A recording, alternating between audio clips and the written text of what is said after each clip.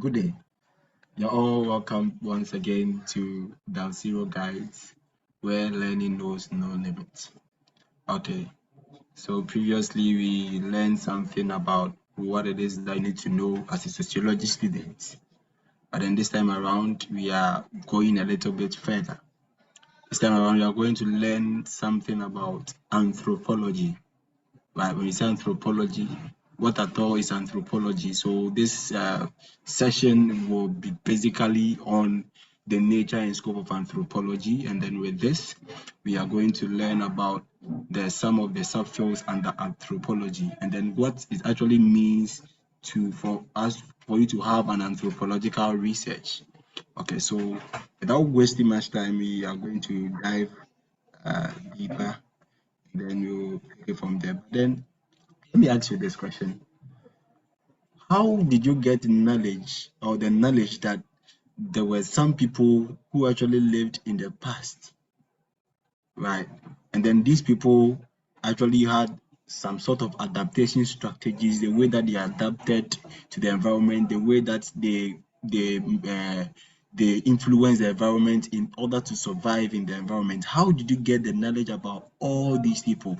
All these people that we have the transhumans, we have the herdsmen, we have the pastoral nomads, we have the hunter gatherers, and all those people. How did you get the knowledge about all these?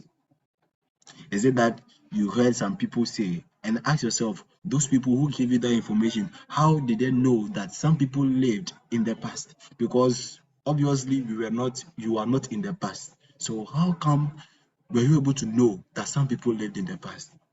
Now, well, this is because there were some people who have taken it upon themselves to actually study the society and the social structures of all these simple societies. So the ancient people and all that. And then this is what the field of anthropology is all about. Now, as time goes on, we are going to know some of the changes that has come in the field of anthropology, and then we will know how modern anthropology is all about. Now, the question is, what is anthropology? Simply put, anthropology is seen as the study of man and the social environment, especially simple and less technology-centered communities of societies. So just as I said earlier, anthropology is interested in how people in simple societies, when we talk about simple societies, we are talking about societies that were less specialized in technology. Societies like that of the hunter-gatherers, the aborigines, those people are what we call the people that we call they lived in simple societies. But then in a contemporary world, does those simple societies still exist? Yes, those simple societies still exist. We have some villages, right? Even if we are in the contemporary world, but we have some villages that may be of interest to the anthropologist. So this means that everything that concerns man. So anthropology, when we talk about anthropology, we are talking about the study of man. So everything that concerns man. So if we are talking about everything that concerns man, so does it really mean that whatever be the interest of the economic researcher is also of interest to the anthropologist? Whatever that is of interest to the sociological researcher is also of interest to the anthropologist. So now, if everything about man is of interest to anthropologists, so does it really mean that every other discipline is under anthropology? Now, if you say that every other discipline is under anthropology, then it actually makes anthropology everything. And then if anthropology is everything, then it renders anthropology to be nothing. Right. So all that I'm trying to say is that yes, in as much as anthropology actually is of interest to the other disciplines, the subject matter of the other disciplines, anthropology is interested in all these things. What I want to say is that anthropology is not a jack of all trade, but a master of none. Yes, anthropology is a jack of all trade, but then it's a master of something. So just as I said earlier, anthropology is seen as a study of man and his social environment, especially simple and less technology-centered communities or society. So anthropology is interested in simple and less technology-centered societies. Right. So in as much as anthropology is holistic in a way, deals with everything about man, anthropology has a subject matter. Right. So now, in our contemporary world, now another difference or one major difference between sociology and anthropology is that yes, sociology and anthropology both study human social behavior and then their social environment. But then one thing that differentiates anthropology from sociology is the subject matter. Sociology focus on complex societies that are rich in on what in industries. Now we have to know that the age of enlightenment, the industrial revolution, is what actually brought about the emergence of sociology. So with that, before the age of enlightenment and all that, we were having simple societies. So from the industrial revolution coming, that is when sociology started to emerge. That is when we started to have complex societies. So that is what is of interest to the sociologists. Now, for anthropologists, we are thinking about societies that existed even before the industrial societies. Those are the simple societies. Now the question is, yes, we are in the age of enlightenment. We are in the age whereby industrialization and even technology is on the increase.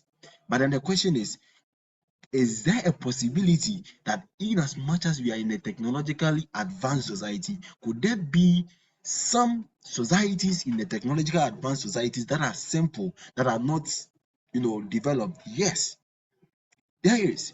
Ghana, yes, we use some of the technological tools and all that in our daily activities, but yet you have some communities in Ghana, within Ghana, that are simple and then they are of interest to the anthropologists.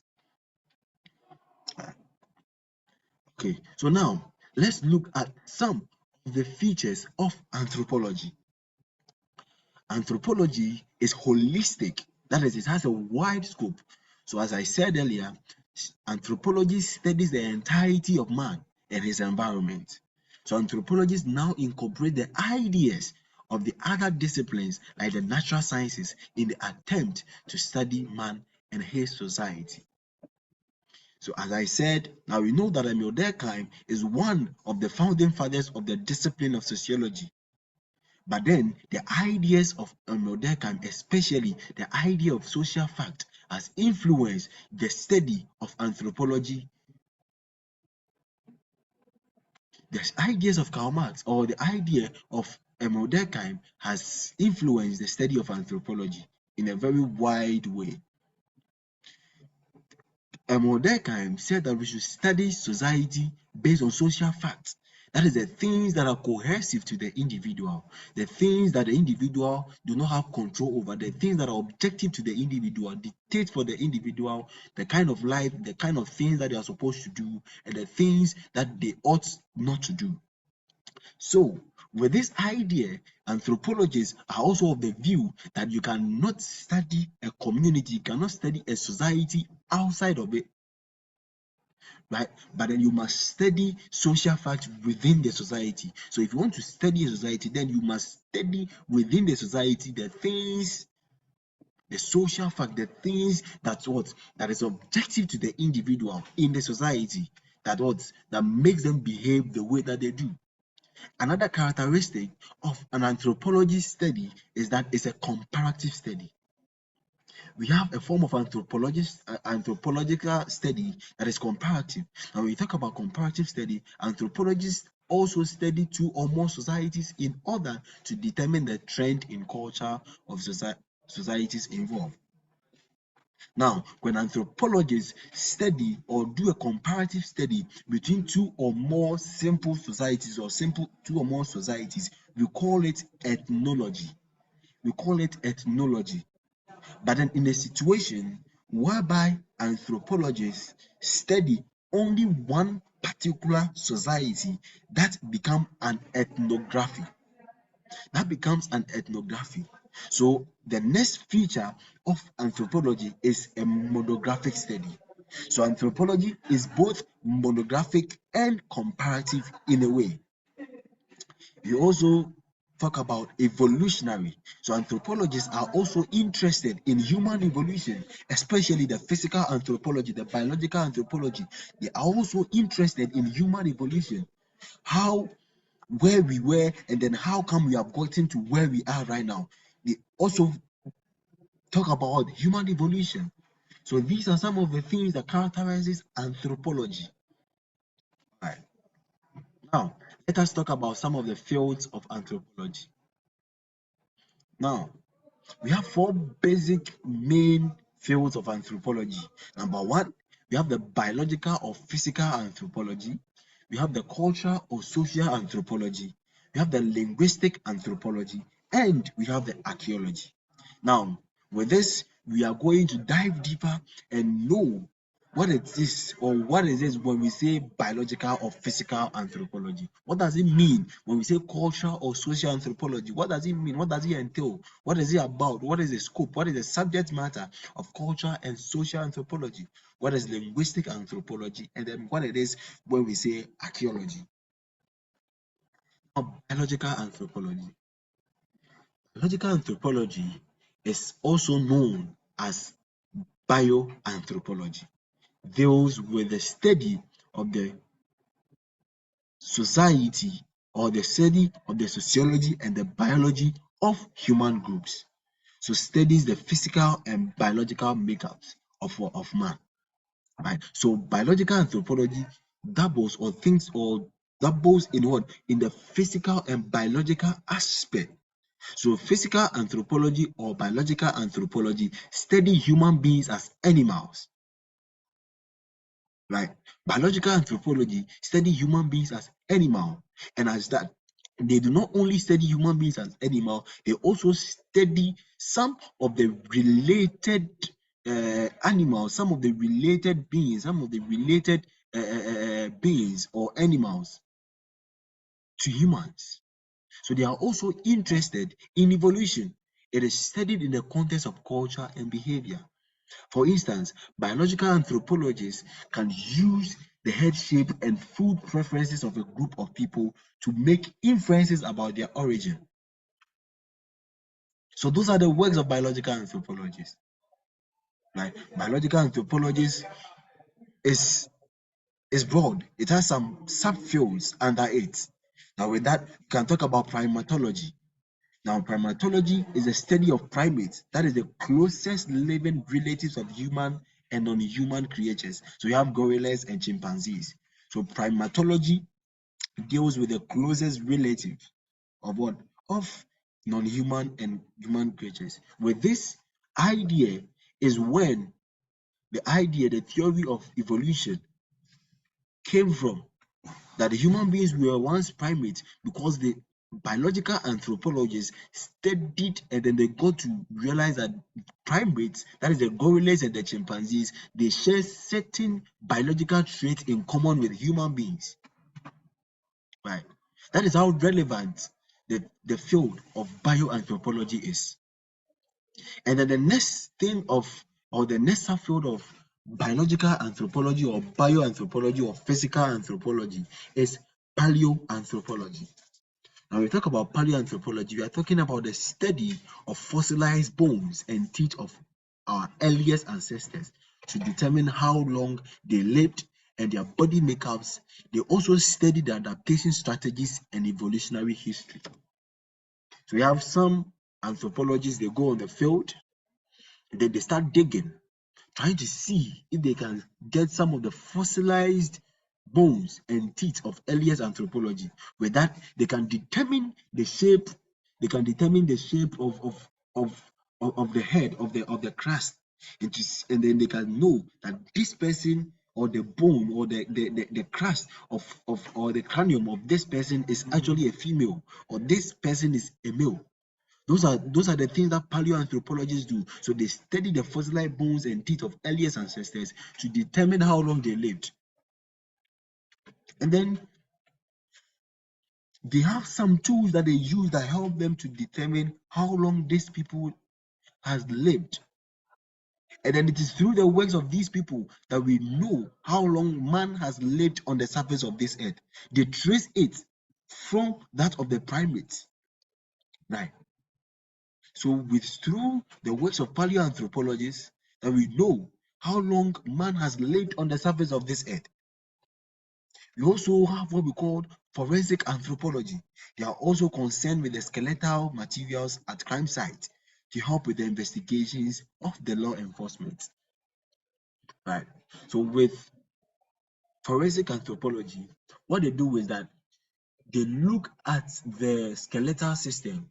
So sometimes they look at the the spinal cord, right? Sometimes they look at the cranium, that is the skull. They look at how it has been damaged, and then they can see that this damage was done at the point or was caused at the point of death, or even when the person was alive. They can see. They can also, examine the teeth of a person to determine that this person was a male, this person was a female, this person was within was a youth or within the teenage, or this person was a teenager, depending on what on the what on the what on the molar. Do you understand? On how the number of molar that the person has. The forensic anthropologists, they can determine all these things. So due to they can use some of the marks on the bones and all that to determine whether this person died as a result of someone using something to hit the person, or the person died a voluntary death. So forensic anthropology, they use the bones, especially they go to crime scenes to determine what actually killed the person. There has been instances where forensic anthropologists has gone to the court and then they've testified against a culprit, right? Against an accused person. They've provided enough evidence that showed that the person actually committed the crime. At that particular time, they only used the bones and the skeletal system of the victim in order to make all those inferences. So those are the main fields, the main subfields under biological anthropology. Those are the main subfields under biological anthropology.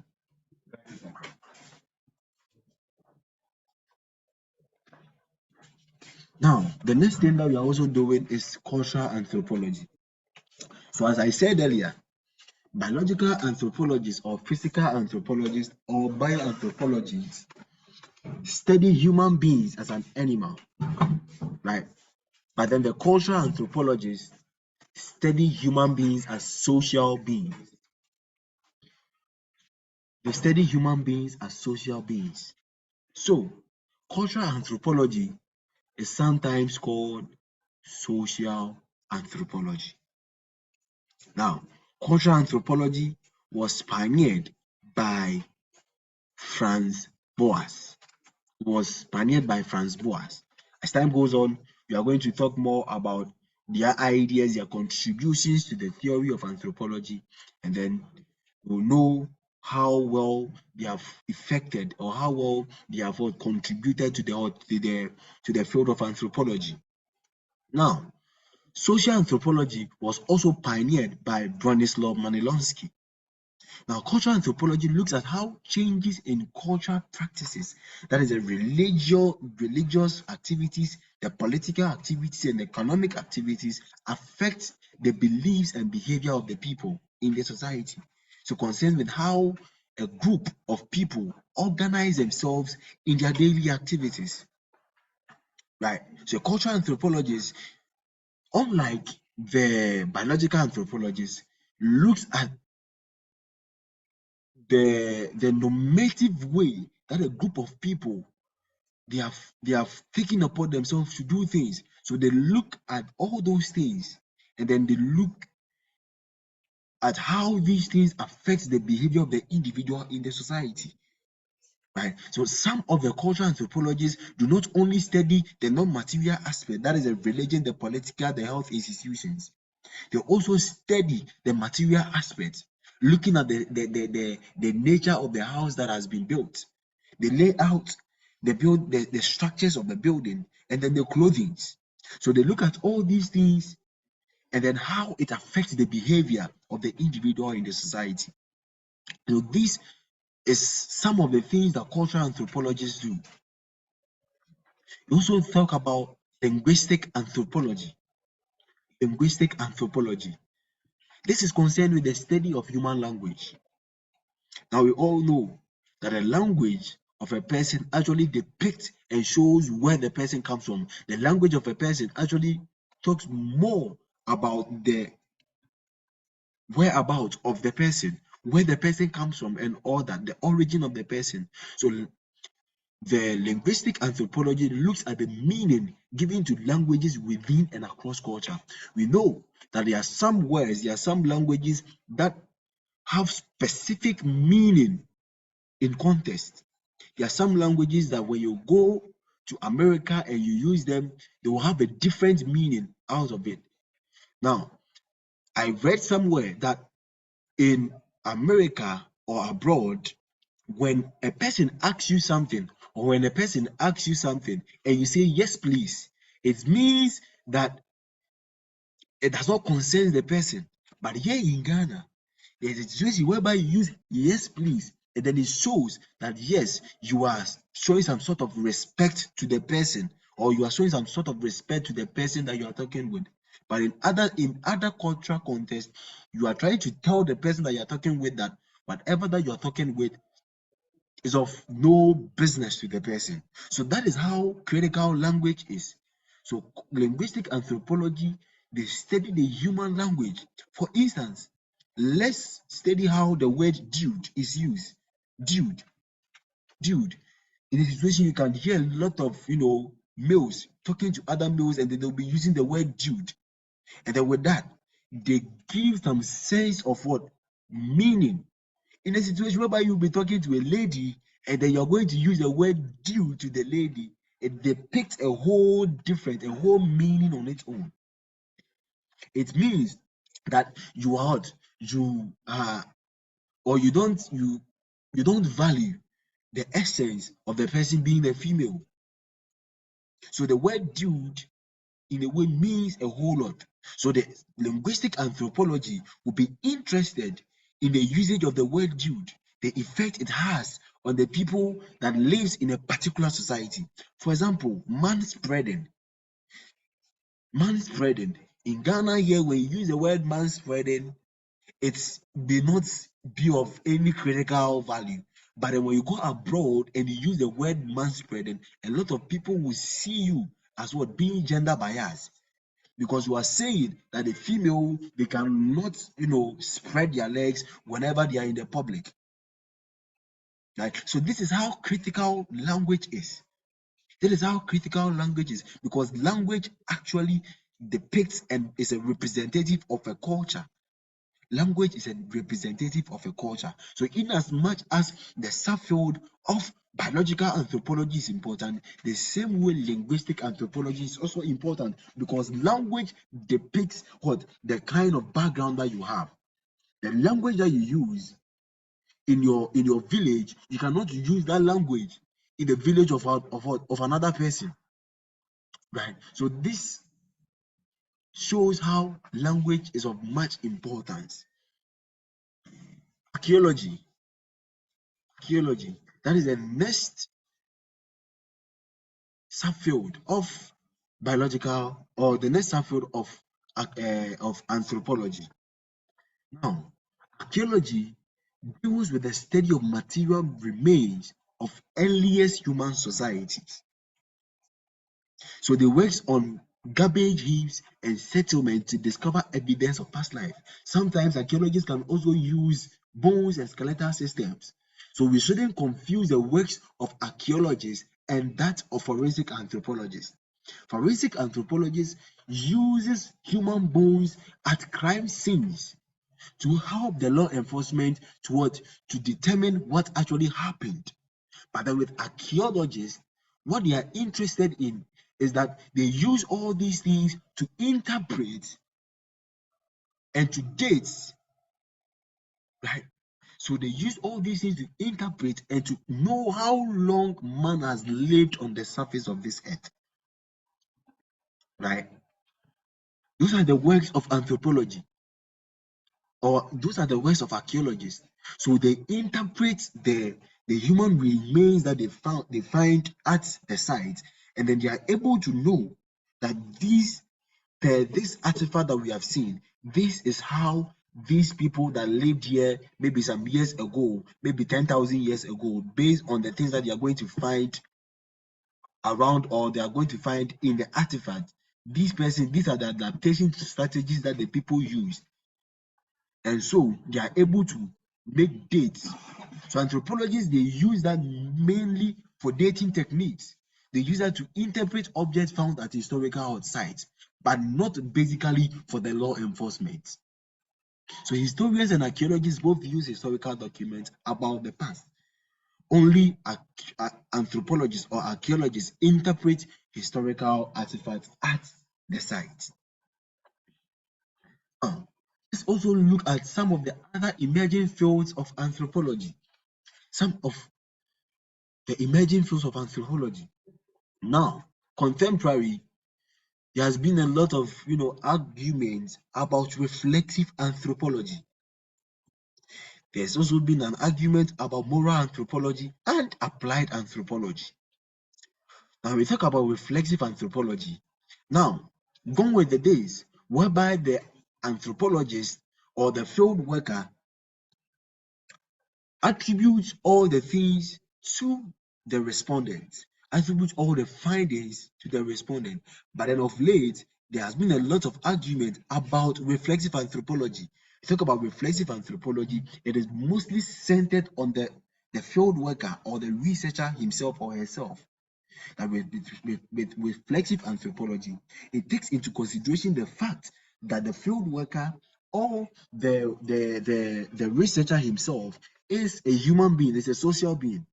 And then since field work necessitates that you spend much time with the people you try to study, there could be a situation whereby you can influence, especially your interpretation, your subjective meaning that you give to the response that the informants are going to give you, the interpretation that you're going to give to those information that you're going to gather could affect the results of the study.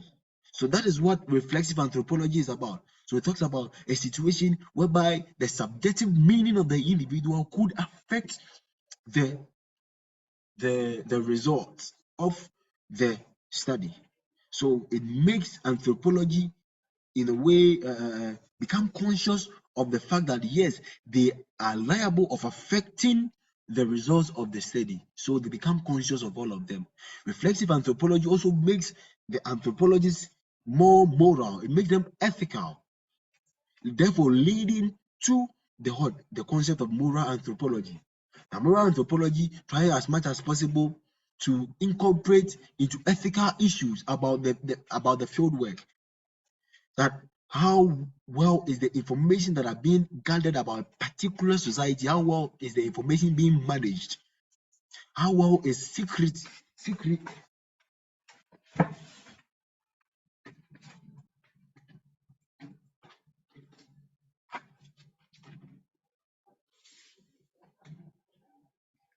How well is the information that the field work take from the field? How well do they manage all those information? Do they take into consideration the welfare of the respondent or the society itself, even throughout the entire research process? So those are the questions that moral anthropologists are also of interest. And you talk about applied anthropology. Applied anthropology is mainly concerned with what the utilization of anthropological knowledge in what it to affect change around us. So applying the anthropological knowledge at the workplace, applying the anthropological knowledge to what? To cause change. Apply the anthropological knowledge what in the event of developmental strategies and all that is what we call the applied anthropology. So these are some of the subfields of anthropology. So we've gotten to realize that study of anthropology is very, very crucial to the existence of man. Because what is man without history? What is man without knowing our existence? What is man without knowing what happened, whatever that happened even before our existence? So the field of anthropology is of very, very, very importance. But we also need to know that anthropology is not everything. Anthropology, even though is concerned about everything that concerns man, anthropology has a subject of study, right? It has a subject matter that is simple society. Simple society. Thank you very much for your time and attention. I know and I hope that this whole session has been of help to you.